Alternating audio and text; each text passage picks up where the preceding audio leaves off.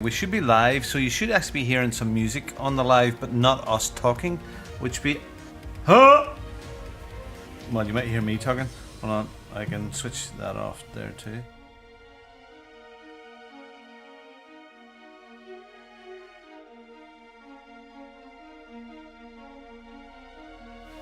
That doesn't quite work. Anyway. Hello.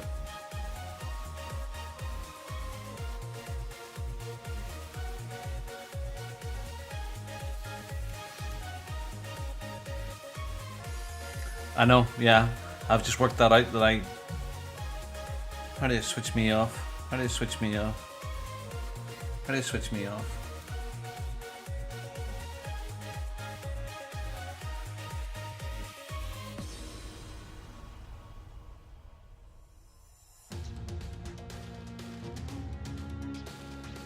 No, I was trying to... So I've got the music playing on one feed and I wanted to try and... They can't hear you. Talk now, please. Yeah, so you're the Skype output is... gone. But I can't separate me.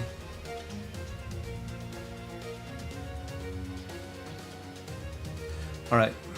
Anyway, we've got music and me. Excellent.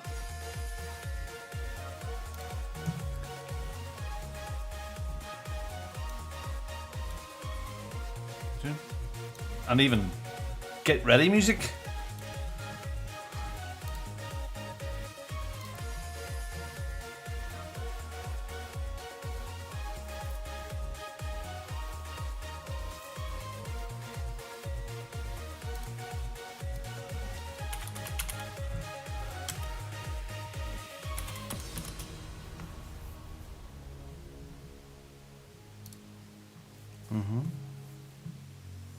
Here.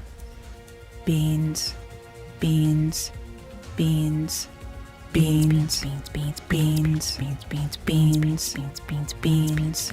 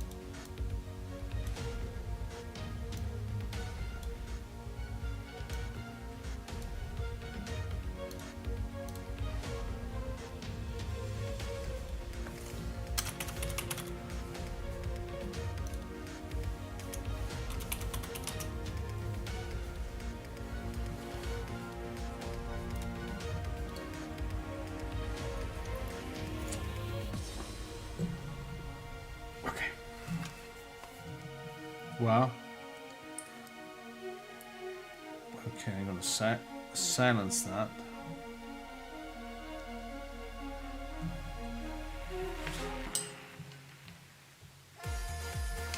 Okay.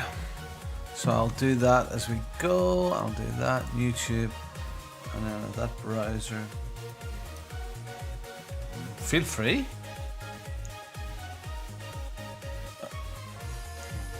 Okay, so I'm going to bring your audio up.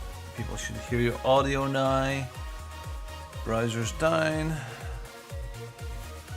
We'll see. My trousers are up, thank you. Okay, so you should hear you guys.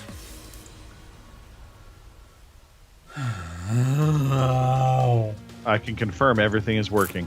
Yep. I shouldn't have taken the front door. What? Probably a cat. Okay, so I'll have to do a few bits and pieces when I get started, but I will mute myself. I'm going to have a lint ball. Ooh, nice. I have some mead, so. I love the white chocolate version. Very tasty. I like them all. Yeah, fair. I love the feeling of balls in my mouth sort of thing. Baby. Okay. Well, Kind of jealous. Just saying. I'll just pull that down. Stop that bad boy. Bring that soundboard up. Go down, go down. Okay. 30 seconds. 30 seconds.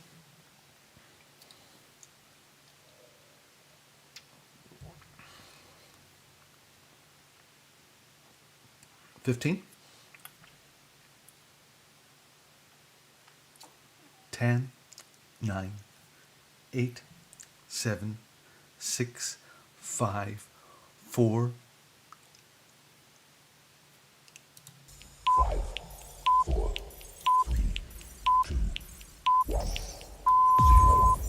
Good evening, ladies and gentlemen. Y'all are listening to the Overseas Connection podcast. Shut up and sit down. Here we go! Would you kindly? I think we're just getting started. Medic! I'm a witcher. I think this is more than you can handle. He sits on his ass all day. Let's do this. hey, everybody. Thanks for tuning in to episode 669 of your Overseas Connection podcast. Today is February 6th, 2022. We are a video game podcast, but, you know, we like to think of ourselves more than just video games. We talk about life. We talk about beans. We buy our own beer. We are incredibly advanced in our age as well. Anyway, all right. If you are tuning in, you should be tuning in live because we do it every Sunday, 9 p.m. in the UK, 1 p.m. on the West Coast, 4 p.m. in the East Coast. And if you're out in the frozen tundra of the Central Time Zone, 3 p.m. We are on Twitch. We are on YouTube. We do, in fact, release an audio-only version. So if you want to listen to us while you are sweating to the oldies, go right ahead. Download it on your favorite podcast app. Joining me today, I have the lovely Robin Tate. Yeah, that is me. I am lovely. Absolutely gorgeous. You know, You really are. I'm so I'm gorgeous. jealous. You know, when Judith and I were first married, I had told her, you know, we were very young, and you know, because I used to snore an awful lot when I was younger. It was really, really bad. And when we were first married, I mean, she was, well, I don't know, she was 23, 27, and I told her that the reason when I lay on my back that I farted so much was that my testicles dropped down and blocked off my bum, so it stopped the airflow. And that's why I snored. And, you know, I know now it was really silly, but she used to, you know, she cupped my balls and lifted them up just to stop, you know, this, so it wouldn't happen anymore. And about 3 years after her third year of marriage, she eventually twigged on that I was only winding her up, but it was a good 3 years.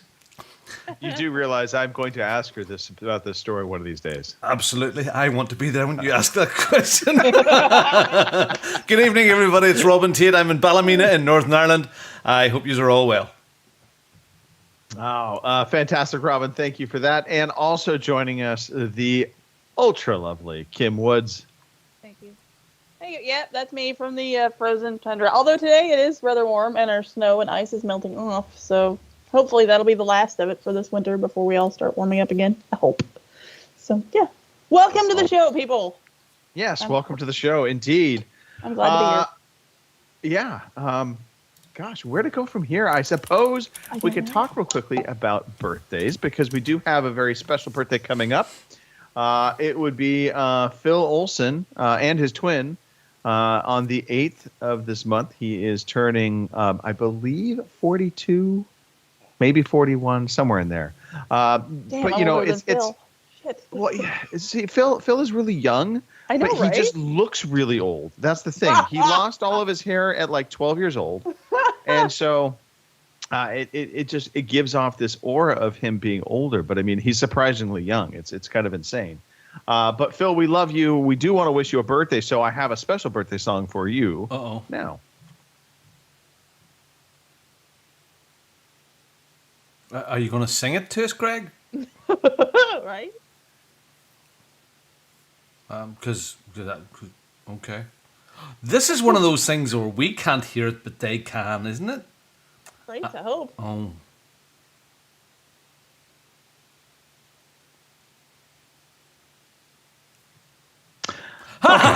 So funny. I don't know. I'm hoping that everybody heard that. I don't know. If not, Phil, you're going to get this. Happy birthday to you! And it'll be cut in later. Yeah, it might not have gone through. Oddly, that's very weird. I don't know why it didn't play through to you guys. But okay, well, Jesus. regardless. Happy birthday, Phil. You just got a minute and a half of silence. Congratulations. Yeah, it's about all we can afford. Yeah. Yeah. That's actually true. I did not pay the fees. All right. Let's talk some story time, Robin.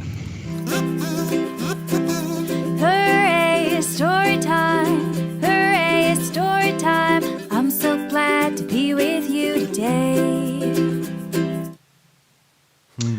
All right. So this is the time of the podcast, like I think almost every other podcast out there in the world, would talk about what's been going on in our lives, but we really get into what's been going on in our lives. So I don't know where I want to start with this, because I feel like if we start with Kim, it's gonna take us right into a very hot topic that really has almost become its own segment. So I feel like maybe we should withhold any baked topic for a little bit, and maybe we start with Robin talking about everything outside of baked goods. Okay. All right. Okay. So, baked beans then. Okay. Good week. I've had a good, enjoyable week this week. I have been sort of hectic and all that there, but work-wise, very good. Some very good big meetings this week, and I finished Friday night. Yeah, that was good. I enjoyed it. So new store opened this week. Done a big deal on Friday. Had a very, very big meeting with the head of my key clients, the man at the top, on Friday afternoon. We had a good meeting there as well. So that's good. That's the first of those. So yeah, good. And another hectic week this week. I think I've got about 2 hours free on Wednesday at some stage. So yeah, it'll be fun. Now what did I want to talk about? Because I can't remember where I set my keys. Oh yeah, this. So Greg arrived. My Roomba Yes. robot has arrived, and it's a fantastic piece of kit. It's an expensive piece of kit. We've had poor old Leslie's down here. So Leslie is my Right. Hold on. There's Leslie. See Leslie. Leslie's yesterday's news. Leslie is enough. No. Leslie, she bumbles about out here. Right. In the man cave. Did you actually put Leslie on that, by the way? Yes. Did you actually name her? Okay, Yes, good. Yes. You have googly eyes, and That's what I want. Yeah. I do want googly eyes. so Leslie is a dumb robot. Okay, that's fine. She does the job, but she's not very clever. But she does the job. She gives you a good suck, but eventually gets you there. But she's here and she does a great job. She bumbles about until her battery's almost done, and she goes. So the new robot arrived, and I thought, yeah, why not? Why not do this? Because we have this love of vacuum cleaners in this house. Anyway, arrived, fantastic piece of kit, very easy to set up, lovely little app, and it goes and it maps your house. And it takes 2 or 3 times, and it's very clever, and you then name your rooms, and then you can go, the woman who begins with A, Za, you can ask her to go and tell Greg to vacuum the kitchen. The Amazon chick. So we've named our Roomba, or iRobot i7, Greg. So Right. when you say to Alexa, sorry, do this, it says, "Yeah, I'll go and ask Greg to vacuum the kitchen." And it just, Robin, I fear at some point you're going to buy something that's going to be an evolution of this that works along with the Amazon chick, and you'll be able to tell her to do something for you. And yeah. Anyway, it's a fantastic piece of kit. It's working really well now. You can send it to the room, you can do the whole house. Lovely. But I get the little updates from the app to tell me that Greg's done a good job. And do you want to review his work? I love that you've named it Greg, actually. Yeah. I really do. And I genuinely do. It makes me laugh every time. Do you want, review your job? Now, when Greg has a thing that he doesn't understand, because he's clever, not unlike Leslie, who's bumbled about, he works with purpose, does Greg. When Greg finds something he's not really sure about, a cable or something, he takes a photograph of it. And that photograph gets sent to my phone. And I review it. I review Greg's work. What did you think of Greg's work? Is this a temporary thing? Is this something that Greg should avoid? So I give you results, and then it comes back, and if it's something that you have to learn, it says, Greg is learning. Greg has got smarter. This is like the natural, the natural way of life. I should be enjoying this new robot that we have. I mean, as far as Jasmine's concerned, Greg sleeping. I want to be there like Greg. She wants to be like Greg. So, good fun. So far, it's early days yet, but I'll let you know how we're getting on with Greg. His sucking quality. I'm gonna be so sad when you sack me. Backstack crack. Well, Greg has a cousin, and Greg's cousin is a bit of a wet bitch, and she does some wet stuff and wet mopping. So we may, adopt the cousin as well. Fantastic, loving it. It's early days yet, but Judith's impressed with technology, and that's pretty hard to do. I don't know how it happened, and I don't know why I decided to do it. Maybe it's all the talk of Greg doing some stuff. This is not the Hoover Greg. This is the fantasy Greg that we all love and adore. Maybe building those glass cages and talking about his Godzilla diorama, which opens all sorts of ideas. Anyway, what was it? I can't remember, but I started the head staggers one night and said, wouldn't it be good if this thing behind me, this big display case with all of the display stuff in it, if I moved it round and separated the whole rooms? Wouldn't that be great? And I got a little office space here and the games area over there, and I could change a few things and add more lights. So I thought, I'll pull it out a bit and see what happens. And then you realise when you have 4 screens, computers, 5 or 6 consoles wired up, 3 TVs and multiple lights and bits and pieces, you realise you've probably got about 3 miles of cables and different connections. Yeah. So I'd started and I was committed to it. So I was out here last night until 1 o'clock in the morning, doing stuff again, and it's starting to come together. Still lots to do, but I'm very happy with this background stuff here now. I'm going to get this all, have to light this. The lighting is lacking, but all of the consoles are now, all the main consoles are on like a wire racking I got, but I've been really precise with the cable management. So it's all tight and you can't see the cables. It's all neat and tidy and really well hidden. And, nerds like that. Cable management's an important thing. So it is an important thing. Might I suggest that just to add to everything for your lighting, because likely you're going to have multiple lights that you're going to be getting, right? Mm-hmm. And so what I ended up doing is for the DTOF and then for the cabinet behind me. The cabinet behind me now is on one smart power strip. And so with my phone, I can turn that on and off, and it will take all the lights on and off at the same time. Yeah, I was in instead of having to do them individually. I was in IKEA today looking, we had to get some stuff for one of the kiddies' rooms, and I went in and, Jesus, busy on a Sunday. Don't do that again, Rob. And I was just looking at some of the light solutions, and I do, over at the far side over there, there's little like foot-long LED strips, all in serial. It's on one plug, so they're all wired, interconnected. And that's the sort of thing that I want. Because, these things here, there's, what is there? 1, 2, 3, 4, 8, 4, 5, 10, 15. There's 20 compartments in there, and each one really should have a light. So it's how you get the right thing because I don't want 20 USB plugs or, yeah. Yeah. And I also want to walk in here and go, hey, bitch, Right. turn the man cave on. At the moment, it's Alexa, turn man cave sign off.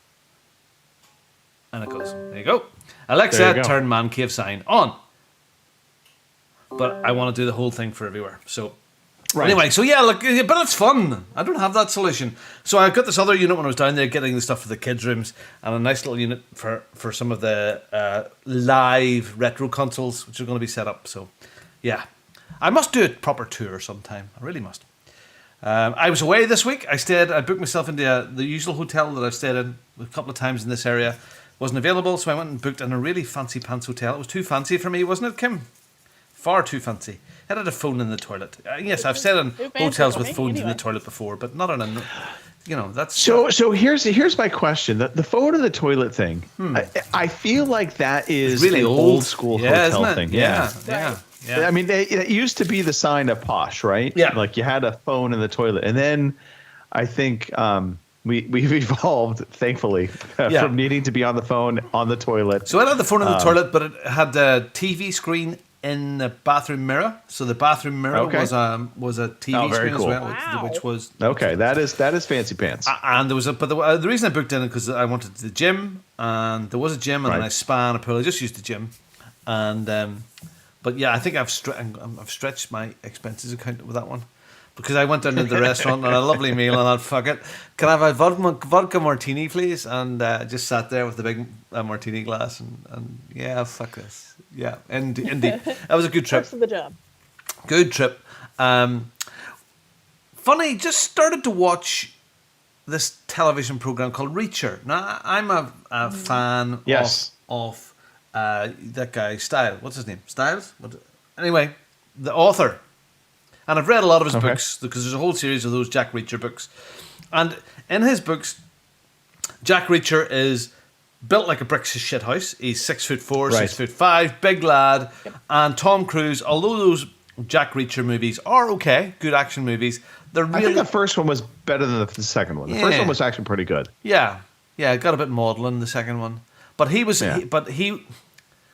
in the books, he is 6'4", 6'5", built really well, and people are frightened of him. They walk around and turn their heads. He's such a big lad. Where Tom Cruise really isn't that character. Exactly. Yeah, he's meeny, peeny. Yeah. So this is good because he is that character. This first, I don't know how many there are, but it is like a 4 or 5 episodes of one of the books. So the first ones I'm watching is booked on the very first Jack Reacher book, which was The Killing Fields.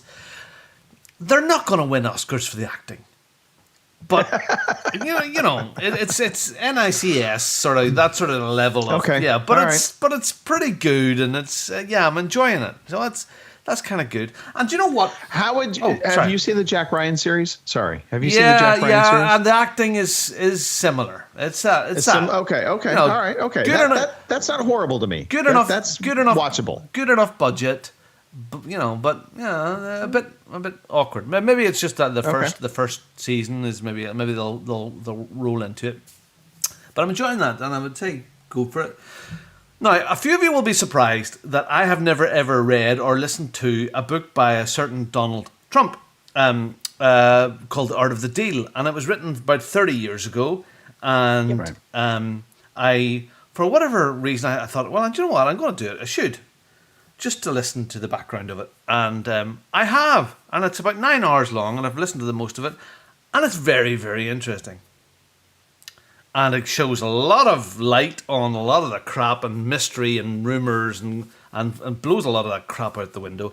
Do you know what? It's such an interesting life just to listen to it as well. If I remember correctly, just to kind of sidetrack on this, The Art of the Deal, if I do recall, I mean, it was written well before he ever really had any political aspirations. So really this was an insight into him as a businessman. Yeah. And with thoughts about politicians and politics back then as well. Right. So it's very interesting because he's been, you like him or not, if you listen to this, you realise that the man has actually been pretty consistent throughout his life. Very, very interesting stuff about, just one of the chapters is all about the the ice rink in New York, in the middle of New York City, that the council spent, back then, 13 million just fluffing it, and he just said, look, I'm going to go and sort that ice rink out, because nobody else is going to do it, and I'll do it for free, and they insisted on paying him after he'd done it. Now, anyway, he done in 4 months what they couldn't get done in 6 years. And it's just interesting, and it's just some of the stuff is it's good, whether you like them or not. It's an interesting record from 30 years ago in New York, in the early 80s, and how his business started, and how he had a bob or two, but his father just didn't hand him everything, and didn't take over his father's business. So it's interesting. Anyway, I know that's a topic that people don't feel comfortable talking about, but you know what? It's worth a listen. If you've got lots of this thing you've listened to, everybody's told you about him, I would suggest going and listening to that. It's probably cheap on Audible, and it's an interesting listen. And of course, there is some stuff that he's blustering and blowing his own trumpet, but that's that sort of person. So a lot of work done, a lot of stuff, good man cave stuff. Greg's giving me a blow in the house. Bit of TV, bit of time. Yeah, so life is good. And on the 14th, don't forget Valentine's Day. 14th, goodness, it's still 2 weeks away. That's the day of the flipping Fiber. Still ages away. Fiber's coming. And Boba Fett wasn't too bad this week. Boba Fett was good. Oh, hopefully somebody talk about Boba Fett. Someone hopefully will. Okay, I'll jump in. I'm going to be talking about it actually next. Okay, good. So, all right. What have you guys been doing? Well, I'll go next, and then Kim, what we'll have you do, just setting the stage properly. Save the joined conversation for the very last thing you talk about. So we'll get the calendar update before that. Okay. Right. For me, similar, Robin, a busy work week in a good way. Had some great meetings wrapping up on Friday, and I've got actually a big meeting come tomorrow. So good stuff all on the work front. But I was actually able to carve out time on multiple days this week, which was awesome to be able to play Halo Infinite on the gaming night, but also with you, Robin. So it's just nice when I can make that happen. I wasn't really there. I was there, but I wasn't really there. I know. I was. You were there in spirit. I was there in the hotel bedroom on the. Well, Friday you were there though. Friday. Oh yeah, Friday. Yeah. Oh yeah. But we'll talk about that in a second. I have been watching a few different shows. So The Wheel of Time on Amazon Prime. I have seen it. I've heard people talk about it, and I was like, you know what? I'm going to start watching this. So I'm going to check it out. And very different than what I was thinking it was going to be. And here's the funny thing. I don't really know what the hell's going on in this show. Really have no clue, because I have no real foundation to the characters. I think I've missed important story plot points, but I like it. I keep watching it. I'm drawn to it. I don't know why. It's fantasy kind of wizards and warlocks, if you will. But they use different names for it within the show. I legitimately couldn't tell you what really is happening with the show, other than there's a few people they have basically declared they're potentially the chosen ones. Not that they for sure are the chosen ones, but they're potentially the chosen ones. And they're running towards the White Tower, where a bunch of women wizards or mages will basically kind of suss out who the chosen one is, or help them determine that. That's kind of where I'm at within the storyline. But there's just some great, just fantastical fantasy moments within all of this stuff. And they do a decent enough job with the special effects. So I'm not completely turned off by that. That's always the danger with any of these kind of B-tier sci-fi shows. Or fantasy shows, is what are the special effects going to be like, right? So far so good, and so I've been enjoying it, even though I really don't know what's going on. Well, there is a book series. Yes, it's based on a book. So, yes. And I think that was the draw for me. It was like, okay, Game of Thrones was based on a book. They did a really good job of adapting it to television in a serial kind of way. Mm-hmm. So maybe Amazon put some money in with the Wheel of Time. And so, yeah. Now, are you watching it, Kim? Are you also watching it? I haven't, but it's on my list.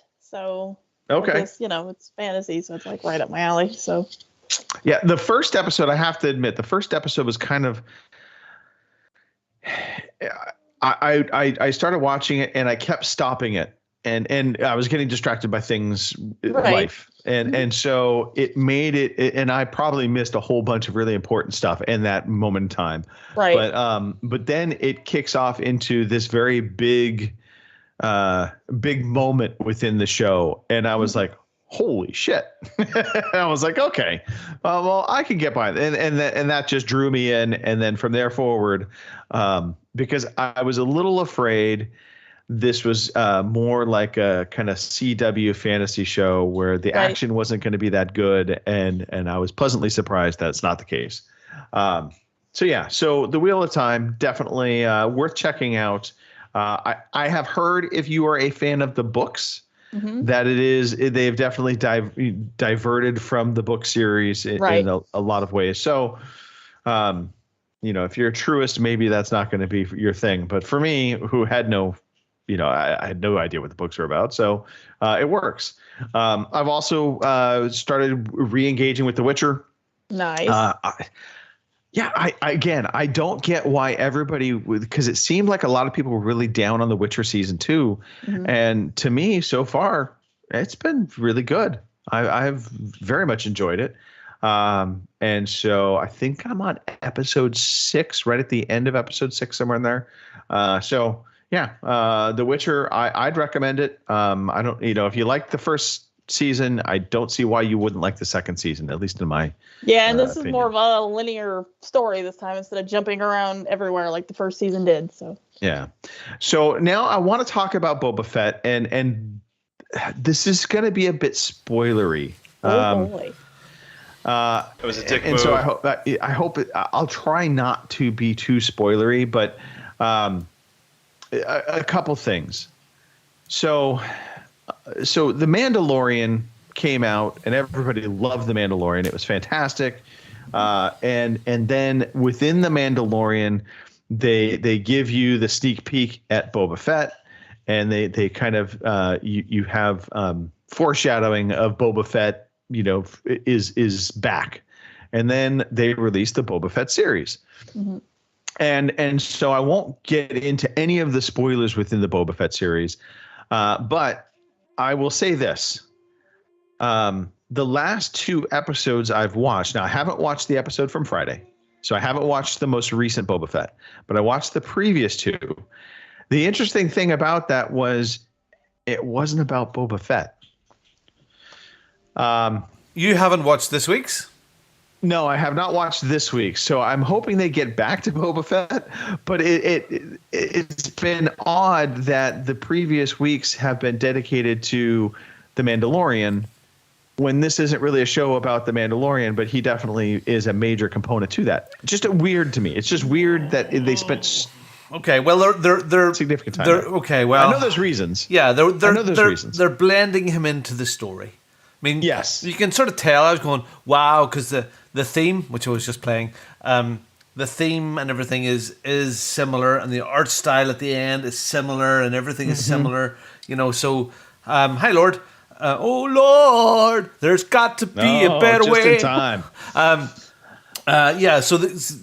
So you can kind of tell it does sort of fit, but I get you, because we were watching Baldy Old Man and Phil, and he's the man, he's Boba Fett, and I gotcha. So we were kind of watching that, and then he was doing sand people and finding bollockses in the middle of the desert and sucking them and had water in them and stuff like that. But yeah, it is. I get you. It's taking you away from that. But the next episode, the latest one, is going to take you fucking way out. Okay. So I will say this about, and God, I don't think I've watched the latest episode. Maybe I did, but actually, no, I did. I am caught up on Boba Fett. Okay. There is some CGI work that is being done. Wow. That is like next level. And it's funny because you think about how, the Mandalorian budget was probably big. You have to think the budget they've put into Boba Fett is just insanely big, because and see if you have 2 glasses of gin, you just couldn't tell the difference between real life and not. I'd say 95% of the time I was going, is that an actor that just sort of looks like him? Or is that CGI? I think there is a bit of an actor in there as well when you're not looking at him. There's definitely at times I think they've got a double for real life stuff. Wow. But the CGI is insane in this episode. It just looks like Yoda.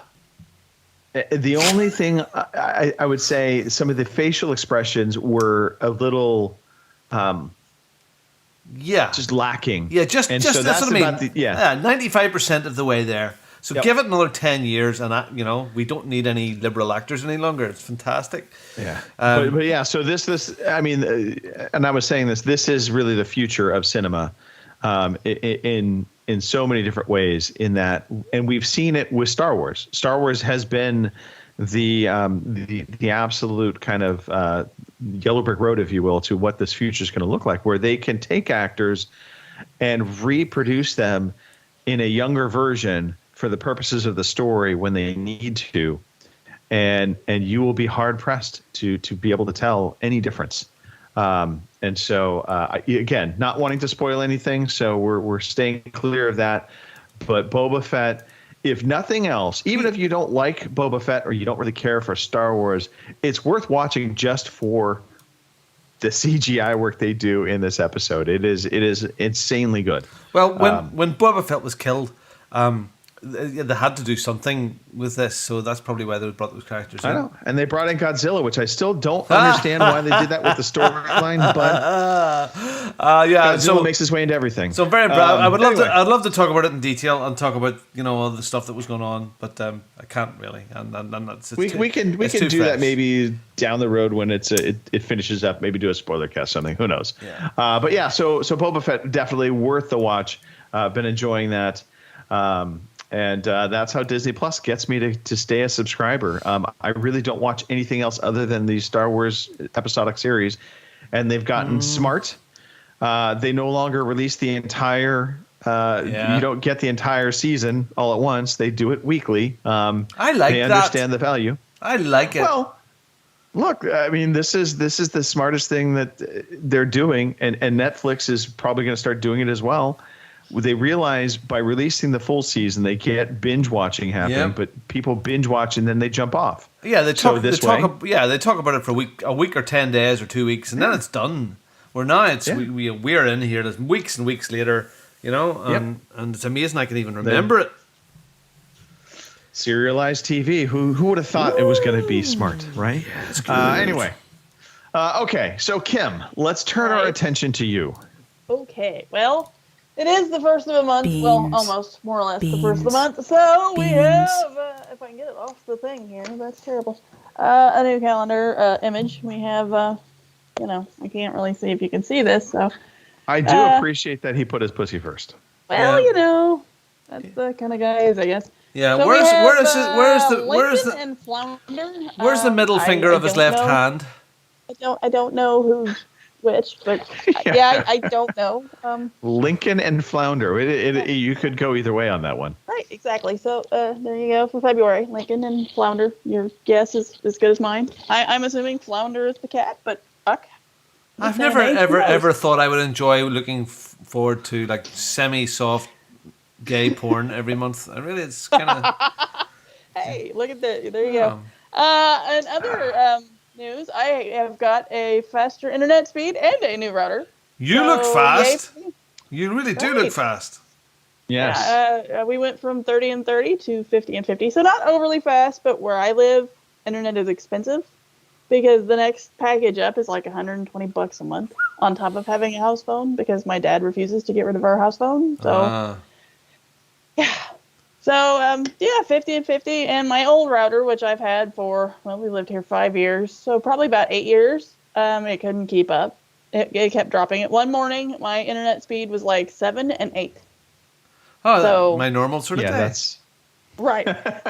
So they come down and hooked up a new router. Now, of course, within hooking a new router up, I had to redo our smart plugs. I had to redo my printer. I've still got the outside repeater that I still have to work. So here's a interesting thing. When they did the Wi-Fi, because I got a new router as well. The tech guy said, so here's the trick. If you can rename your router and keep the same password. And by doing that, all my smart devices just automatically synced up. Yeah. So had I known, I would have told you to do the same thing because it saved because I was dreading that. I was absolutely dreading having to redo everything. Yeah. So yeah. Bet bloody late Well, now. the funny thing is, with my past router, I didn't have to have a password. So, but this one I did, which was funny because I live out in the middle of nowhere. So. Oh yeah, who's going to steal your internet? Who's going to steal my internet? But I put a password on it anyway. So I'm like, he's like, do you want an easy one? I'm like, yes, because the only people that are going to need it is us. Unless somebody decides to stop on the highway, like out in the middle of traffic, and just like, oh hey, they've got Wi-Fi. Everybody, by the way, Kim's password is password. Exactly. Anyway, so yeah, I got a new router. I bumped up our speeds a little bit, which now after reading some things, they're on the internet things, they're telling me now that 1550 is probably what you needed to have anyway between the Xbox and streaming and everything else. And I'm like, well, I wished I'd have known that before. I would have skipped right over 30, but here we are. So that's good. Yeah, good. Yeah. And nothing else has happened, right? Nothing else is in the week. It's been boring. Well, pretty much. Yeah, it's been pretty quiet. I mean, for the most part. I got a package from someone. So let's talk about that package. Yeah, shall we? Well, let's talk about your package. Which I had to laugh at the note. That was hilarious. But I should have had you read the note. That actually, if I really thought about it. I still have the note, so I kept it. Maybe we save that for a future podcast. Sounds good. Robin wants to play his Beans song. I have now joined the Bean Wars. So now I want to just point something out here. A very significant comment has been made here. It is to recap, I sent you a package. Within the package there was a can of Heinz 57 beans. Yes. The UK beans. I actually took one of the cans Robin had sent me. And graciously forwarded that to you. I also sent you a bottle of HP sauce, which I was highly concerned with because that was actually a glass bottle. And I'll explain why I was concerned with that in a second. And then I also sent you a bottle of Shaka's M sauce, which is a marinade sauce. I'm not able to send it to Robin, unfortunately, because nobody carries it over on the UK side. Maybe one of these days you'll get a bottle of it, Robin. Shaka Khan. Anyway, so I sent you these little goodies, and when I was going to the post office to send them to you, I figured, okay, flammable liquids, that they always asked, you have basically a bomb in your box, right? And I'm like, no, nothing like that. But then he's like, any liquids, and I'm all, I'm all, do I say something? I'm like, I packed this pretty good, but my fear was the glass bottle, because if they put this on a plane, you never know. Right. Maybe that might crack, break, whatever, and then it's just going to be dripping with crap coming out of it. But sounds like it made it to you fine, with the exception of the can of beans. Apparently experienced. I don't know what happened. Maybe they went from sunny California and then they came here and they like shrunk up and they're like, "Fuck you, it's cold." So we dented the can and here we are. That could be. Right.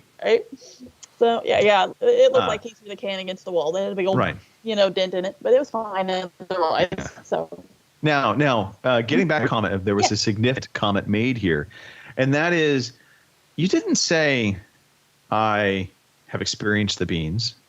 You said I have joined the Bean Wars. Well, yeah. That means, you've taken up a side, Kim. I feel that you have a strong opinion about the beans. No, you can probably pretty much call me Sweden at this point. I think that's how that works. Norway, whatever. Look, here's my take on the beans. And I'm pretty sure I've had these beans before because, they tasted similar to something I had before. Not pork and beans and definitely not Bush's beans, but they definitely taste like something I've had before. Anyway, I had the beans. I did the toast and beans with the egg on top and a little bit of HP sauce, which I have to say I did like the HP sauce. That was pretty good. I also like the other marinade. That was good too. I had that with some T-bone steaks. really good. Anyway, back onto the beans. I had the beans, and I have to admit, when I heard about beans on toast, I was pretty grossed out. Not gonna lie. Very, very grossed out. What? And I thought it was just weird. Beans on toast of all fucking things. These are odd bods. You know. These are fucking odd. I'm afraid to see what the hell all been going on in the chat. But all right. I have to say I did all that, and it wasn't terrible. I don't know that I'd ever fix it again, to be honest. But I might. But Jesus Christ. you know. Oh, Kim, I love you. See, yes, I have, names have been withheld to protect the innocents here, but there is some chat evidence that needs to come forward. I didn't read it because I'm concentrating on all the feeds right now and watching a fantastic video of the largest baked bean factory in the world. 2.5 million cans of Heinz baked beans sold every fucking day. Every day. Yeah. One of the most popular foods in the whole of the United Kingdom. And so, you know what the funniest part about this? Can we just impression of beans aside? I don't know. At this point, I probably really. I don't care anymore, because the reality is the entirety of the UK is enjoying basically an American treat. Yes, the beans do come from North America. Yeah, and they're sent to the factory. The beans founded in 1869 by Heinz. Yep. Now here's the funny thing, because I was curious. So this is again why I spent half a day doing all of this crap. But I explored the Heinz website. Now, there's two different websites. There's a Heinz UK site and there's a Heinz US site. Now, obviously, the Heinz US site being the founders, that's the smaller words on it. The smaller words. Smaller words. The interesting thing is the entire website is devoid of anything beans.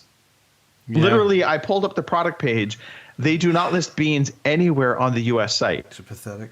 Now, of course, on the UK site, it's front and center, and they also, of course, talk about salad cream, which, I mean, if you're going to spurt that onto your food, that is definitely a UK only thing. They make the salad cream only for the UK. You cannot buy that in the US. It's like sour and sweet, and oh yeah, man. Yeah. And when you put Heinz tomato sauce in the salad cream, you make this fantastic sauce, which is fantastic for dipping prawns into. Oh, Then this made me think. Let me just go out and see. Maybe there's some ratings of best beans, worst beans, and so I found an updated 2022 review of the best and worst beans. Basically, the 10 best and worst canned beans. It's from the site called EatThis.com. Is that an American site? 9, is that an American site? .com probably. Yes. So so at number 9 was the Heinz beans, and the writer wrote it this way: the best way to describe this can is navy beans floating in an abyss of Heinz ketchup. I personally is not a fan of this can of beans at all. The sauce was very runny and prominent in tomato flavor. One editor bluntly wrote, "Tastes like it's drowning in ketchup." On the other end of the spectrum, one of the other editors ranked this can as one of the top choices. 1 billion cans per year. Sweet ketchup flavor, delicious. I would put it on my burgers. 1 billion. And the number one winner, the clear winner, obviously, was Bush's beans. They're pork beans. I can't. Classic for a reason. Nearly every editor who participated described this beans as classic. Bush's best beans. God damn it, there's just too much flavor on them. Too much flavor, Greg. Okay, what are you, Robin, really? Too much flavor? This is ridiculous. You need flavor. No, you need comfort. Oh my God, okay. It's and comfort. Now we need to get into familiarity. I tried the baked potato. Okay. I tried the baked potato. Now, you saw my image of the baked potato. I butter. Then I had some grated cheddar cheese, baked beans, the Heinz 57 beans, and then a little bit more cheddar because I was afraid there wasn't enough cheese. And then I put pepper. The baked potato itself was a russet baked potato. I coated it with a little olive oil and salted the skin. And so I assumed I did this up properly. Do you deny this, Robin? Is this not done properly? Just too much fucking thought. You throw a big bloody potato and you bake it in the oven. You don't think about it. It's a russet or a fucking, I don't know, another potato. I got a potato. Or a Maris Piper or whatever you want to have a potato. You just bake a potato and you stuff the stuff in it and it's comfort food. It's not designer. Okay. It's not. It's. I didn't make it designer. I mean, I think it looked like what you had shown me on your image. Did you buy one potato in the shop or a big bloody bag of them? I bought actually a few potatoes. Did they have not just one? Did they have muck on them when you bought them? Did you have to wash the potato? Muck on them. Yes, I had to wash the potato off. Okay. Yes. Okay. I'm really triggered right now. I can tell. It's kind of funny. Now, here's the funniest part. I actually like the eggs and toast better. The baked potato was pretty damn boring. I was just like, this is, can't do this. Well, I still got a half a can. So I think I liked the eggs and toast and beans better, and it probably because the HP sauce really helped bring out some flavor within that. Something must have happened. Something when you cross on a big sea journey, like all those years ago, and you started eating turkey, and then all of a sudden you invented, I don't know, what did you invent? You didn't really invent that much, did you? We've invented all kinds of stuff, Robin. Apparently, we've invented your favorite bean. But here was but when we dug up potatoes, we put the back, and we put beans. It's kind of like, I don't know. Do you remember the Life cereal? Kim, you probably will remember Life cereal. To me, Heinz had created baked beans, and it really didn't take off in the U.S. as in like it was doing okay. Damage.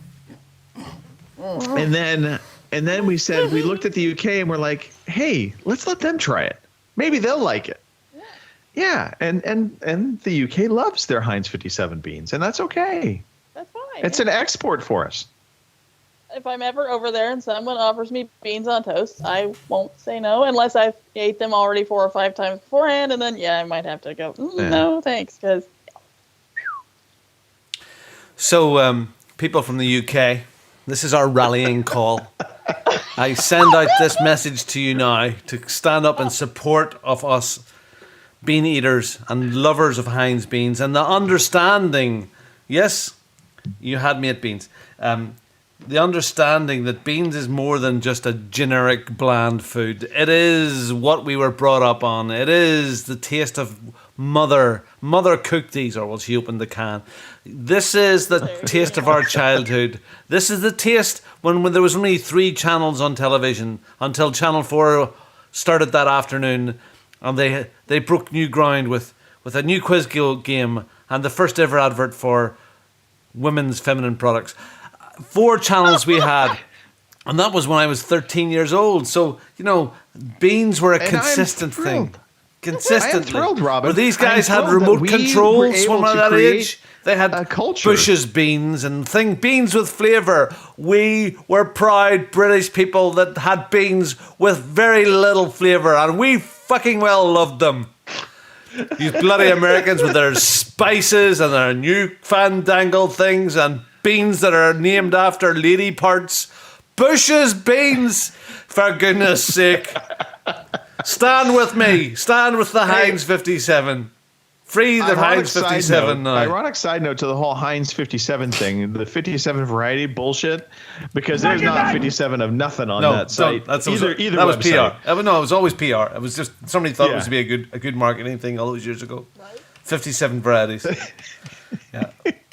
Good marketing. Good stuff. Anyway, I've really enjoyed the beans thing.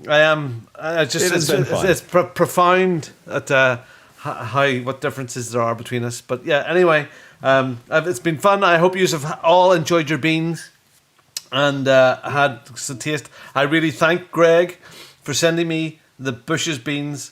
I have had 2 cans and I'm really struggling to open others Now the thing, the ramen noodles, could eat them every day for lunch with an egg in them. Brilliant. 6 minutes, 3 minutes to cook them, 3 minutes with an egg. I'm ready to go. But the bean thing is challenging. Well, It's rocked me to my I do get tradition, Robin. I get that it's what you know, it's what you grew up on. So I do understand that. It's like shooting. It's like guns for you guys. Yeah, exactly. Beans are our self-defense weapons. Don't take our guns and don't take your beans. We fart at you. Yeah, we'll fart at you. Even if your beans are our beans. Yeah, it's our Second Amendment rights to fart on anyone we want to. Okay. Well, if you eat enough of them, you'll definitely do that. Holy cow. All right. Well, we'll have to work out what is next then on the I don't know, the overseas connection food challenge.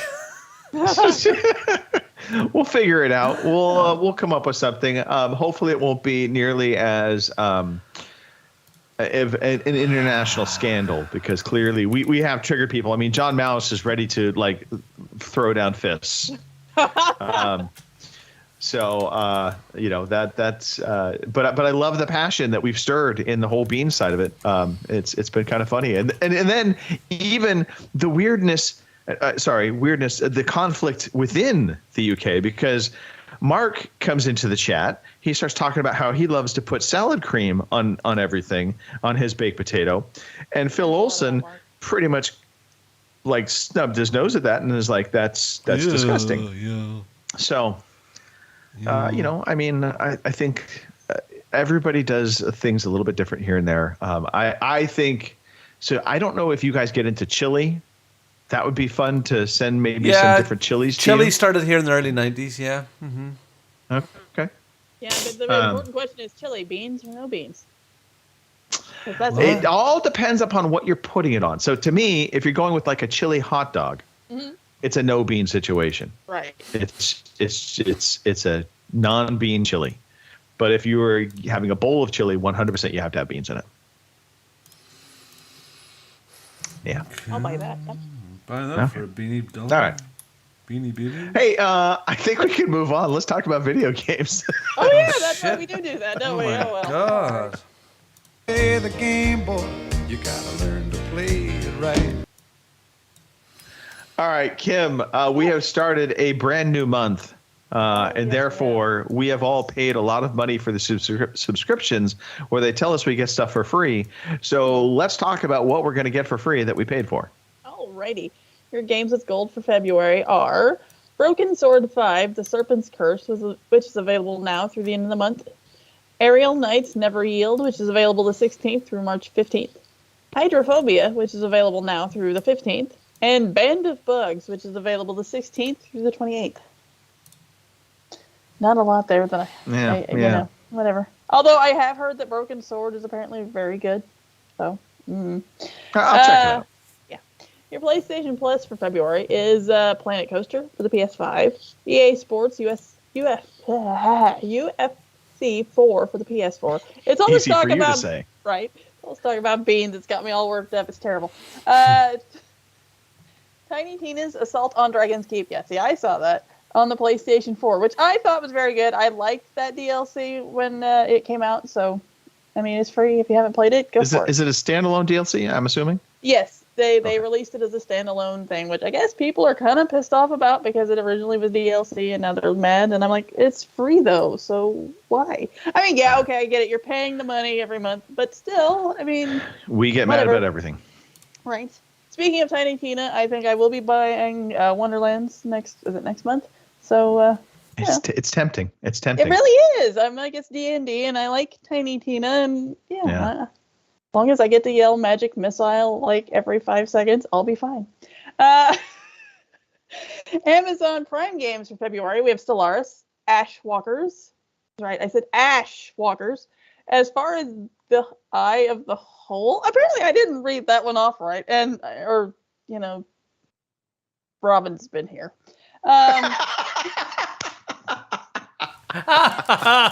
Oh. Yeah, Robin's been here. As Far as the Eye of the Hole. Double Click Heroes, and Galazzo Soccer League, whatever that is. I'm assuming it's a soccer game of some sort. I And wasn't Steady there. Pro, which is still a thing, although from recent news that I've Maybe. been hearing, it's not going to be much of a thing for much longer. But anyway, we have That's called foreshadowing, Kim. I know, right? Life is Strange, the remastered collection, which includes Life is Strange and Before the Storm. Comic Star Heroine, Nanotale Typing Chronicles. Boy, that fucker sounds exciting. Merrick's Market, and One Hand Clapping. I'm not even going to go there. Fogs. So there you go. I think those are like, what? Yeah, right. What's the sound of one hand clapping? Or, never mind. Okay.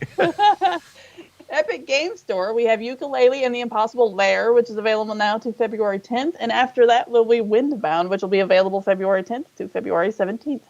Those are your free games for the month. Awesome. All right. Well, let's talk about what we have been playing. So, Kim, we'll just have you roll right into what you've been playing. Alrighty. Kind of the same, although I did forget one, so I added it in this week because I wasn't on last week. I've been playing more Forza Horizon 5, which, like I said, we'll probably wean off next month when I get into Tiny Tina's Wonderlands. But whatever. Some more of the same, me and Boomer and, Forza Horizon 5. That, by the way, sounded a little bit like one of those paperback novels you read. Right? When I get into Tiny Tina's Wonderlands. Right. Wink, wink.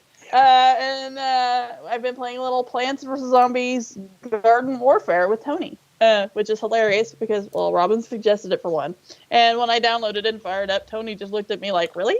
And I'm like, well, we'll give it a shot. It might be fun. I mean, I haven't actually played a Plants vs. Zombies game, so I wasn't sure what I was in for. But we fired it up and we played it for, I don't know, we played it for like an hour. But the first 5 or 10 minutes, Tony was like, maybe this isn't so bad. I'm like, yeah, it's good. It's a brilliant game. We've had It's some good. great multiplayer nights with it. It is really good fun. Yeah. So, yeah. And he actually, as a matter of fact, he was here the other day and he asked if we could play it again. We didn't have enough time, but yeah. So, yeah, Plants vs. Zombies. And, of course, it's free on Game Pass. We have the EA Plus thing, or what, EA Play, whatever the fuck it's called. So, yeah. All right. That's what I've been doing this week. Okay. Awesome. Robin, I know you were busy with work, but you did manage to get in a little bit of gaming time. So let's talk about that. Absolutely. I fired up my wonderful Mass Effect 3 again. Couldn't do it. Had to do it. Loving my Mass Effect. Yeah, it is fabulous. It's funny, I was listening quite disappointingly to the Veteran Gamers yesterday while I was doing a bit of work. I won't go into that.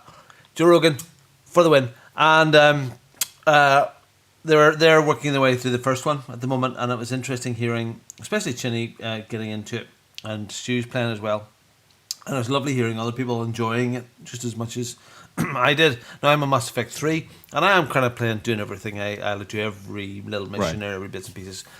So yeah, I've had a good couple of extra hours there. I'm probably getting towards the latter end of it now. So getting my team built up. I remember before when I played it originally in Mass Effect 3, there was a little app that you could, a bit like Assassin's Creed, where you could send, Black Flag, where you could send off ships to battle and you got extra points for it in gold. Where in Mass Effect 3 there was this little app where you could send away teams and they could build up resources so your overall battle readiness thing went up. I don't think That's right. The battle readiness. Yeah. So I haven't even looked if the app still exists, but it's getting there anyway. I am still playing as an utter bastard. So awesome. Absolutely. I'm all the way through all 3 games. Every raid, every bad decision, I'm there. It hasn't really helped my sex life that much. In fact, in fact, I've went all the way through this pretty much now, and yeah, I'm frustrated. I really am. None of that whatsoever. So yeah, no, loving it. Really, really good. It looks good, plays good, and I'll be sad when it's all finished because I can't ever imagine going through it all again. So yeah. And yes, Halo. Well, you could always go on to Mass Effect Andromeda. Yeah, and I loved it too. Too. Did you finish that? Oh yeah. Every little fine. nook and cranny and every little bit. Just loved it. All right. Really good. So yes, Halo Infinite. We had a good session the other night with Mark, which was wonderful to play with Mark. Yes. Yeah. It always is. Yeah. Thank goodness there was no video on. Couldn't see him, but it was really, really fun. We had a good old laugh. We played quite a few rounds. Mark hadn't played it at all. It took him a few rounds to start getting the feel of it, but he started to enjoy it. He wasn't completely crap. Now, God King here, Greg DeLacy, like, oh yeah, I'm like 50 and 0. Yeah, you know, well, 25 and 0. I had some really good rounds. I freely admit I did.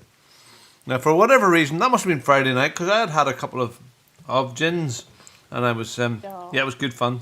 Yeah, I really enjoyed it. It's that Fiesta mode. I want more people to play, so we can do some of the other stuff.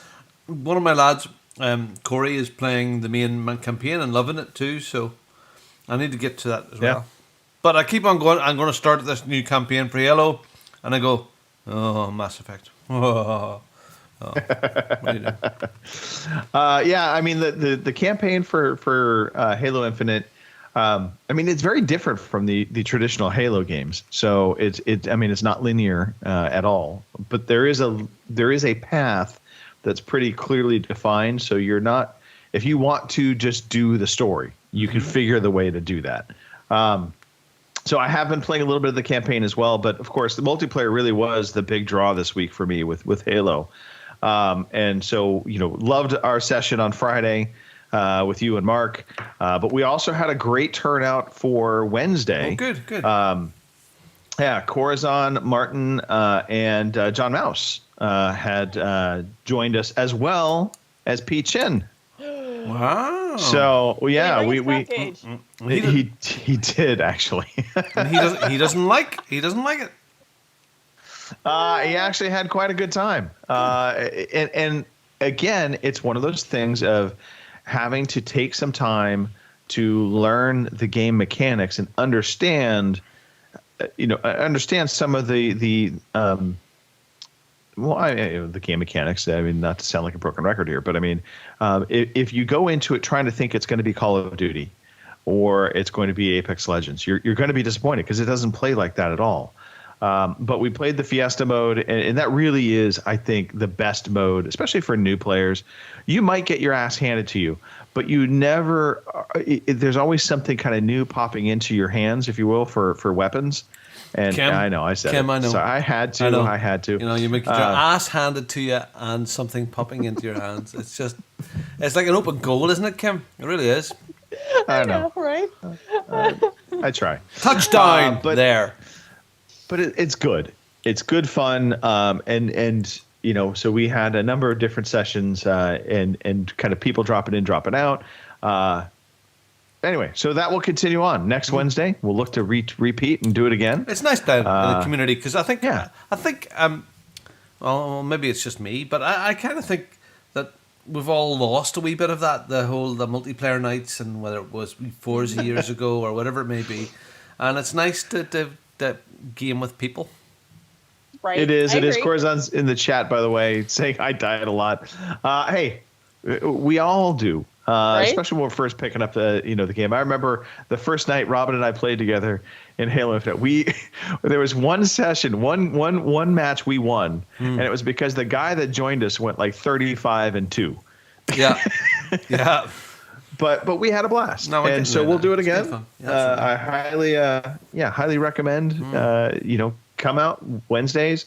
It'll be myself and Robin, one of the two of us. Just look for us, and we'll make sure we get some sessions. Yep, good fun, good laugh. And then one last game to talk about, a game called Dreamscaper. I thought that was the other person that was playing it. Okay. No, so this is it's a new game. It just came out into Game Pass. It is a roguelike game. So it kind of reminds me in some ways, in terms of some of the mechanics of a Hades, where during your run, the equipment you find and the upgrades are going to just apply to that run. But once you are done, you go back to a kind of a hub area, and you can make some upgrades, and those upgrades will stay with you. It's a beautiful looking game. It's kind of an isometric view in terms of the actual gameplay. Combat focused, your standard, physical close quarter combat or ranged attack. Okay, Diablo style, yeah. Yeah. The interesting thing is, so you're playing as this girl or young woman who she goes into this dream state, and in the dream state, she is kind of trying to make her way, or, a pathway through to the end. And if you die, you come back out of your dream, you're back into your apartment, and that's where you can go and explore. There's like a park where you can go meditate that will, give you an opportunity to upgrade maybe your health, that kind of thing. And that carries back over into the gameplay itself. And it uses that kind of, the nondescript faces for the characters. So visually, it's a very stunning looking game. It has some really nice lighting effects, but the detail on the actual characters is more muted. You're not seeing noses or mouths or eyes, just kind of the dummies look, if you will, where it's just kind of flesh dummies for the face. And in terms of the combat, it's good. It's responsive. I actually played this on xCloud, so I didn't bother downloading the game. I just fired it up. I was actually on my PC at the time, so I played it through xCloud there, and really enjoyed it. It's just a really fun pick up and play. When you die, it respawns you back into the room, but you can quickly go back into the dungeon if you want.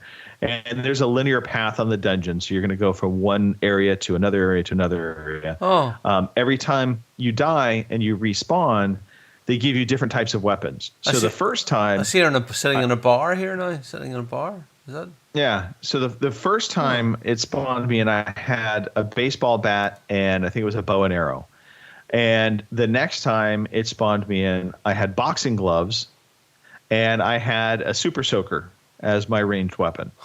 And so it's very creative, and I don't think it's going to be, at the end of the day, a terribly long game, but there are boss levels, and so that's the other interesting thing. As you're going through the map, it basically shows the map in the upper right-hand corner. You can enlarge it, and you'll see that each area is its own little square. And once you clear a square out, they're gone, and you can go back to that square.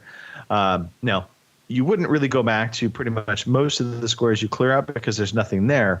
But there are a couple like vendor areas where you can buy upgrades in game, during your run. And so they allow you to fast travel. And so you can just fast travel back to any square you want. And so it makes it really easy for you to fast travel back to it. And they clearly identify the boss square.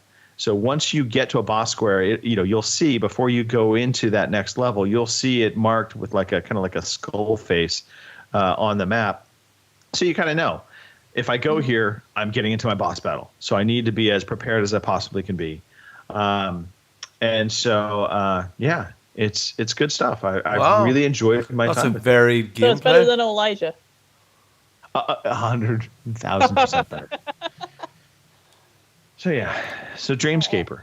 I definitely recommend. It's on Game Pass as well. So hey, check it out. And if you want to even go down the road further of I don't want to be too bothered by it, just fire it up through cloud gaming.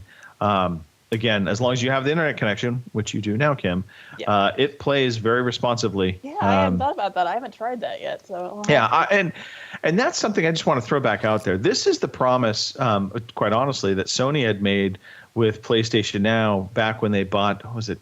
I can't remember the name of the streaming company that they bought back in the PS3, PS4.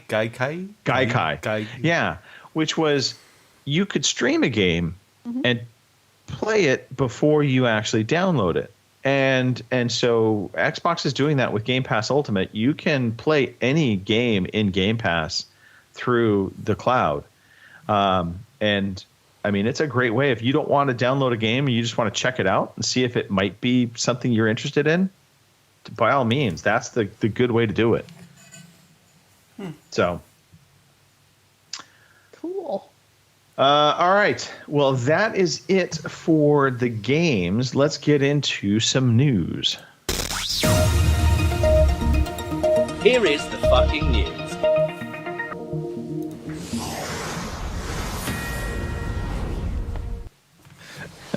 And I see Robin has been into the news as well. Oh boy. Have I? All right. Robin, we'll just talk about this. So Sony has bought some Butt plugs. Or Bungie. Sony announced, and this is the craziness to this year. I mean, we got the Zynga purchase by Tencent early in the year, and that was crazy, $12 billion. And then Microsoft buys Activision. And then we get this week, to start the week off, Sony basically announcing they are buying Bungie. And at first it was, it's crazy. $3.6 billion. Wow. I think, to be honest, Bungie's worth it. I think they're a fantastic developer. The thing I will say about this deal that it is weird is the way it's structured. So Sony announced that they will, in fact, be buying and acquiring Bungie, but that Bungie will become a subsidiary of Sony Interactive Entertainment. And so that was the first thing that kind of threw me off. I was like, why would they be a subsidiary? And then they announced and have since reconfirmed that Bungie will continue to be able to independently publish all of their games. That Bungie will retain creative control over its franchises and continue to develop for multi-platform games, not just PlayStation. And so when you hear that, at first it's kind of like, why the hell are you buying Bungie then if you're not going to try and leverage their exclusivity? Mm-hmm. But a few things have come to light since then, and so I think it makes a lot more sense once you start to think about this. One, Sony has talked about, and Bungie I think also talked about, how Sony had the desire to really leverage Bungie to help them with games as a service games, because Bungie has very good experience through Destiny 1 and Destiny 2 with that. Mm-hmm. And it turns out that Sony does in fact have like 10 games as service games in the works now. And so getting a company like Bungie under the umbrella to help with that, make sure that they can maybe get a couple winners out of that 10 makes sense. The other aspect to this is Sony also is interested in trying to leverage Bungie and I'm assuming Destiny really as potential movie television IP. When Bungie separated from Microsoft and Microsoft held on to Halo, or they bought Halo, that they had the rights to that. Bungie doesn't. I'm looking here, and they don't exactly have the biggest back catalog ever. There's no Myth is but we were back to 1997 here. Myth and Myth 2. There's Oni. Oh yeah, but there's not much else. After that they were concentrated on Halo, and then we into Destiny. So they're banned for that knowledge or tech, I suppose, but it seems to be a hell of a lot. I mean, they just not poach the friggin' staff. Well, apparently out of that 3.6 million, like 1.4, something like that, 1.4 billion of that is actually dedicated to retaining employees. Mm-hmm. So they absolutely want to keep that staff in place, and they're making the efforts to do that. So okay. Sony definitely has a long-term thought and plan for this purchase. I think it's interesting, though. It also paints to a new direction for Sony. Who would have thought you would hear Sony saying that they acquired a company, and that company was really going to retain its identity and self-publish and be a multi-platform developer. We've got some additional Sony news, and it really was a Sony week because there was a lot happening on the Sony front. So after this, they did have their investors call. They announced a lot of financial stuff. Sony, during its holiday quarter or fiscal quarter, shipped 3.3 million units for a total of 17.3 million PS5s since its launch.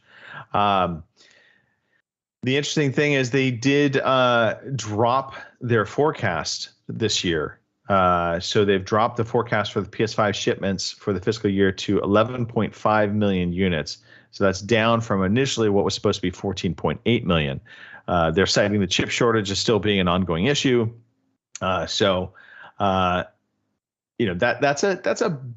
big drop in your forecast. Nobody ever wants to see that.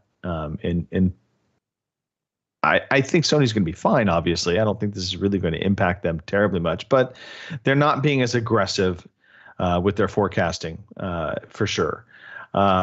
They did report on the revenue side 813.3 billion yen, which is about 7.09 billion in revenue for its gaming division, which was down from 883.2 billion or 7.703 billion over the same quarter last year.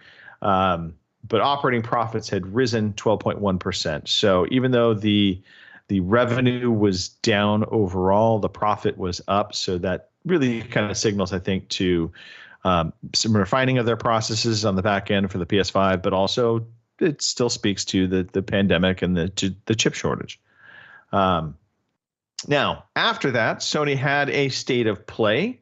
That was Wednesday, where they showed off Gran Turismo 7 footage on the PS5, and talked about modes and features. And I mean, it all looks proper Gran Turismo. I watched a little bit of it. I didn't go through it with a fine-tooth comb. It looks like a good racing game. I think PlayStation fans will be more than happy with it. If you're a Gran Turismo fan, your game is coming. It's exciting. I think they said they'll have 400 cars available at launch. Okay. No conversation around premium cars versus non-premium cars. So I think every car will get the proper detail. I just hope they get the puddles right. Hey, puddling is important. I'm just looking here. I'm just to bring it back a bit. Okay.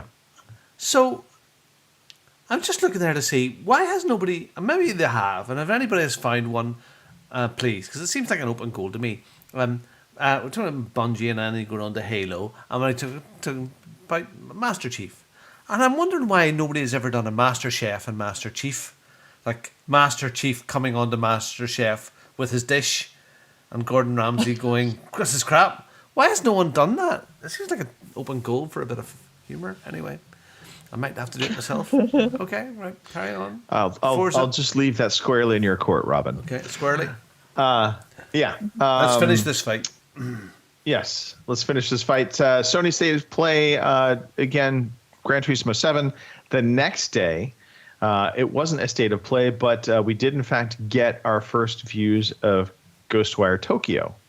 And this, of course, is from Tango Gameworks, who is now owned by Microsoft, but Sony has the PlayStation exclusive to the game for a year. That game has a firm release date now for March 25th. A lot of people have checked out the gameplay and thought, you know what, it looks pretty interesting. It's not my kind of game, but it's a horror game, and I'm just not a horror kind of person. Nope. I've been called a whore many times, but not a horror person. No. Well, no, I can't. I can't. Here to help. They frightened me. Although to be fair, I thought it was supposed to be Tokyo Ghostwire, not Ghostwire Tokyo. But apparently, I got my wires crossed in there somewhere. So. Well played. Anyway, that I think is promising. And Sony really has a kind of a stacked year. If you start looking at all the games coming out for the PlayStation, now not exclusive to the PlayStation, MLB The Show. Again, I never thought I would see the day you would be talking about PlayStation games that are actively now in multiplayer. But the MLB The Show is coming April 5th, it will be cross-platform again, so it will be coming to the Series X and the Series S, as well as, of course, the PlayStation 5. I'm sure Xbox and PlayStation 4 will also get a version of it. But for the first time, it will be coming to the Nintendo Switch as well. So that's, again, just I don't know what is coming of the gaming world. We've got Sony making games going out to multi-platforms. And I think this also is a bit of kind of Jim Ryan's vision. I think Jim Ryan has a very different vision than the previous regimes within Sony. I think he is thinking much more akin to what I think Microsoft has been looking at gaming, being more than just a platform. But he is such a creative guy. I should say. Yeah, he's such a creative guy. Really, the stuff he's done over the years has been fantastic. What he's done with Sony now is brilliant. So, and you're waiting for it, aren't you? You're waiting for something odd. You know, I'm not going to say I loved his work when he was in the Muppets and he had like the Kermit and Miss Piggy and Gonzo and all that. Really fantastic.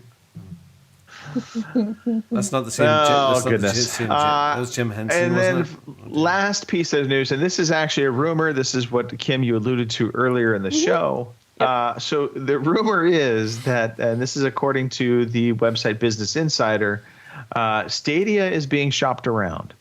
Google is planning to try and salvage its Stadia technology by shopping it and basically selling it off to another organization with the name Google Stream. And the Insider also claims that the consumer platform for Stadia has been deprioritized. I think that's pretty evident and obvious. They're not putting a lot of effort into it. And so this just falls into kind of what we all thought was going to happen. I have my Stadia. I have it. You know, it's there. It's just before it's time. What do you think, Don? And I approve this message. So, you know, I really and truly, I don't know what we do there. You know, it's sad, but you know they seem to throw so much money at it at the beginning and so much promise, and then it just went nowhere quickly. And I'd love to know the reason why it went nowhere quickly. Was it just because the technology wasn't there? Or the bad messaging? No, actually, because I beta tested Stadia Pro, and you put Assassin's Creed, yeah, the Google Stream tech works. I was very impressed. The biggest problem, and this is something that I think Phil Spencer had alluded to in a conversation. I think even Jim Ryan has talked about it. But I mean, one of the big fears right now in the industry is we have outside technology organizations that are large. They have deep pockets, and they're potentially interested in making moves into the gaming industry because they see it as this revenue potential. The problem is a lot of them, and Google absolutely was a victim of this. They thought they could come in with just technology, and that would be enough. Build the stadium and they will come. That was their entire mentality with Google Stadia is we will build it and they will come. And the problem is gaming, it just doesn't work that way. As video gamers, we want something to go to, not just the tech. The tech can be found anywhere. Mm-hmm. We want, games that really excite us to draw us in. And that's something Stadia just completely did not do. They literally had no games that were developed by Google or specifically for Google at launch. And so it was just kind of like, well, everything you're offering, I can already get. What is my incentive to be in the Google platform? And of course, Google's track record when it comes to technology is not great. They do a lot of, hey, we're going to start this up. They've got that good little thing, like a search engine thing. It's kind of good. It's okay. Yeah. They do hit some home runs. Yeah. But how's Google Hangouts these days? Right. I've never hung out. So we can kind of say. Oh my God, it's the worst thing in the world. Every once in a while, I get somebody that wants to do a meeting in Google Hangouts, and I'm like, why? Why are you doing this to me? So we can then say that Stadia is pretty much it's getting the chop now, isn't it? Yeah, I think that is safe to say. I think the death bells are starting to ring, and when the bell finally stops, that will, it could be this year.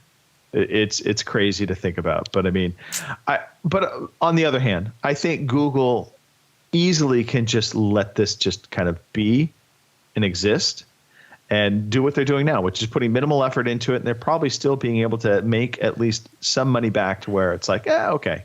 But they had some big heavy hitters of staff, didn't they? Well, they hired people, but they hired people after they had announced the launch of the product. And so that's the thing. But is are they still in, there? Are they still there? Are they? Your guess is as good as mine. Okay. I'm guessing some of them. They literally launched Stadia with no game announcement other than third-party announcements of these are games we're going to bring to the service.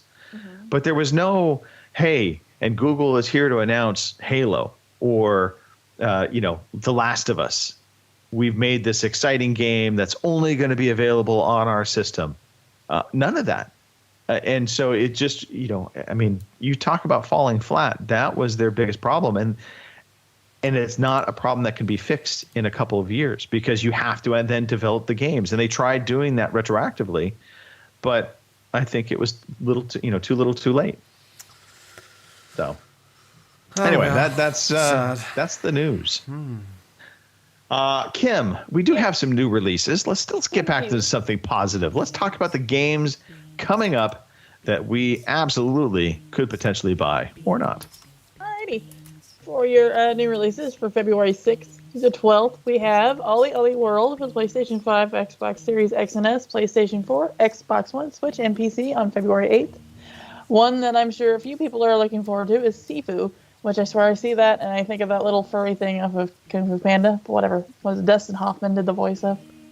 Anyways, we have Sifu for the PlayStation 5, PlayStation 4, and PC on February 8th, which I've read some news that says people that are downloading it early, I guess, are having issues with it. So that's, if you're one of those early adopters, just be forewarned. They're looking into it. Action Arcade Wrestling for the Switch on February 9th. Backbone also for the Switch on February 9th as well. Crossfire X, which apparently is a big thing. I guess Remedy had made the campaign. I did not know that. So apparently they say it should be pretty good. It will be out for the Xbox Series X and S and Xbox One on February 10th, and it will be on Game Pass. So there you go there. Edge of Eternity for the PlayStation 5, Xbox Series X and S, PlayStation 4, Xbox One, February 10th. Cardboard Kings for the PC, whatever that is. It sounds like a game about bums and hobos, but what do I know? That'll be out February 10th. Cardboard Kings. I don't know. Kingdom Hearts 2.8 Final Chapter Prologue for the Switch, February 10th. Kingdom Hearts HD 1.5 and 2.5 Remix, also for the Switch, February 10th. Kingdom Hearts 3 for the Switch, February 10th as well. Not Kingdom Hearts, but No by Heart for the PC on February 10th. And last but not least, Lost Ark for the PC on February 11th. All right. There you go. Exciting. Hey, I actually have pre-ordered a game. I know. What'd you pre-order? This is even the bigger job. It's not. Really? Might be. Yeah. Elden Ring. Wow. Let's go, Brandon. Yeah. I thought about it, but it's like Dark Souls, and I'm not sure I want to be punished. So is it rude? I listened. Yeah, I want to give Game Informer some props because I do listen to their podcast every once in a while, and they did a preview on Elden Ring, just gushed about it. But they talked about a lot of the tweaks they've done to that format and how it's not. I think it still has that punishing aspect to it, but they've added a lot of just processes or ways in which a player can avoid the Dark Souls problem. And I say the Dark Souls problem of you wander into the skeleton forest and you get annihilated because you had no idea, they were 20 levels above you and you shouldn't ever set foot in the forest. Right. So they have some things in place that kind of help you to avoid that if you want. You still can do it, but they make it a little more, again, I'll just say first-time user-friendly. Is I guess the best way I would put it. At least that's the impression I got. So I reached out to Mark. I'm like, hey, are you interested in Elden Ring? He's like, oh my God, yes. He's like, I totally want to get this game. I was like, well, let's go in halves and we'll pre-order it. So, I'll keep my ears open then and tell me what you think. And if it's not too terrible, then yeah. Yeah. Well, Mark was excited. He said, "Well, we'll buy it on my account. This way, if you hate it, you can blame me, but you can't return it." Right. Yeah. Right. Yeah, because I'm interested because it is some of that fantasy stuff again, but I'm also not of the notion of getting my ass kicked 3 billion in one time and then eventually just putting the controller down in frustration and walking away. And knowing that I spent $70 on a game that I refuse to play because it pisses me off. So, let me know. So the cutscenes and stuff. It's not 70. It's only 60. I have the. That's good. Cool. Wow. I mean, I have the trailer playing now. So I mean, this cutscene stuff looks lovely. But what sort of is the Dark Souls third-person hack and slash sort of thing? It's from software, yeah. But Game of Thrones, third-person Game of Thrones world, or just R. Martin has put his name on it. R. Martin wrote it, yeah. So the writer from Game of Thrones is the one who wrote the story for this game. Okay. So.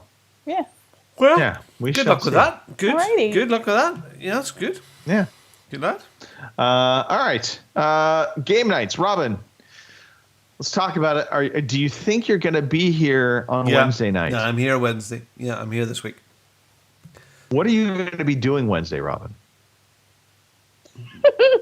Breathing. Playing. You all have a victory's achieved. We won. We won. I'm going to play 9 o'clock, between at least 9 o'clock. It could be 10, but usually 9 o'clock. I'm going to be playing Halo Infinite, and I'm on the H57 team. So come and join me, and we'll kick some bean butt. So join, glom on to me or Mark or anybody at all, or Greg or Kim, anybody that's playing Halo, Pete. Just jump into the party, jump in. We won't bite, and if we like you very, very much, Greg will send you beans.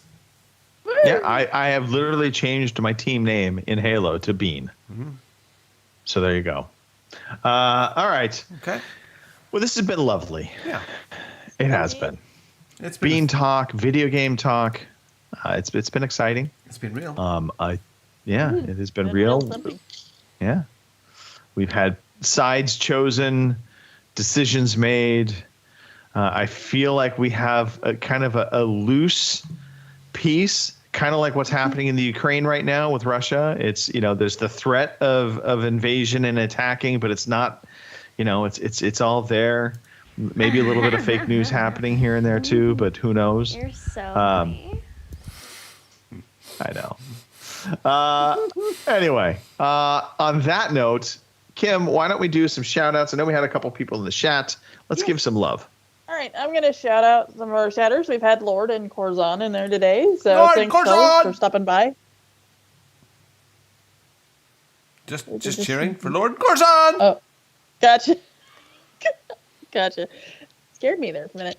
I want to shout out the man with the velvet voice, Phil. Happy birthday, dude! And the guy who keeps our D&D on track, or at least tries to, because honestly, I listened to our last episode, and it's good when it says it's 40 minutes, and all of a sudden it ends, and you're like, was that 40 minutes already? So, and I mean, I was there. I know what happens, but it's good fun, and I enjoy it very much. So, hopefully we'll get to have another one of those here soon. I hope. I kind of miss you guys. So, I think maybe I missed the almost killing of Mark, because God knows that happens more than a few times. Yeah. So, poor Mark and his boxes, and he can't swim apparently, and issues. So anyway, everybody have a good week this week. God, I hope winter's just about over. Over to you, Robin. I'm just looking up at my microphone here. This thing coming down. I was thinking. Oh, that's a microphone? Yeah. Yeah. Could one of Pete's little cages work as a, like a pop filter, God, like a pop filter, I know, a pop filter cock cage?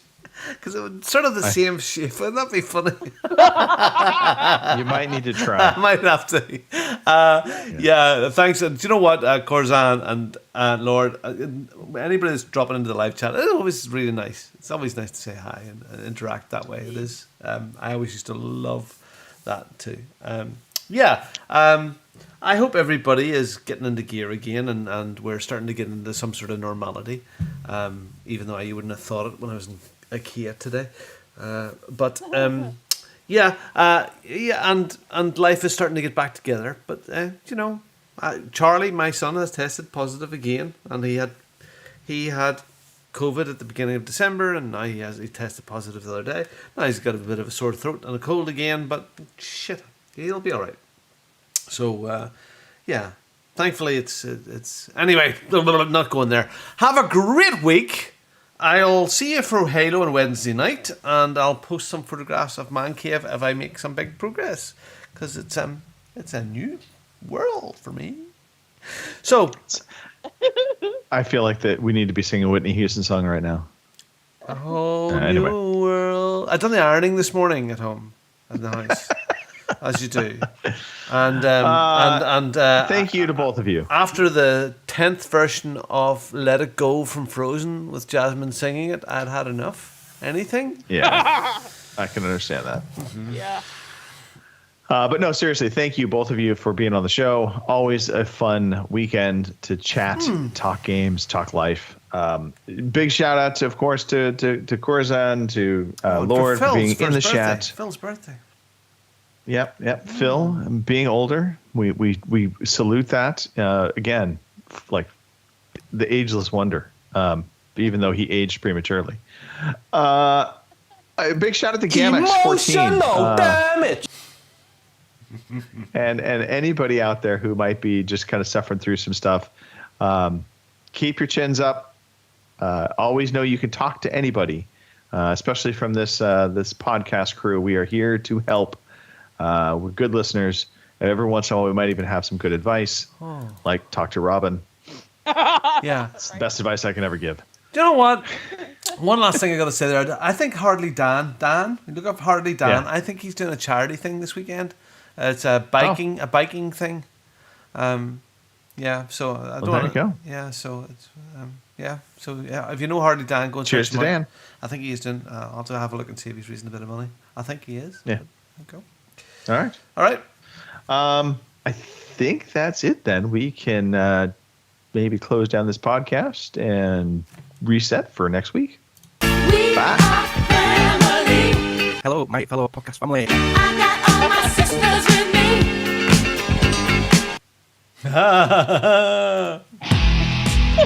Thank you for listening to the Overseas Connection podcast.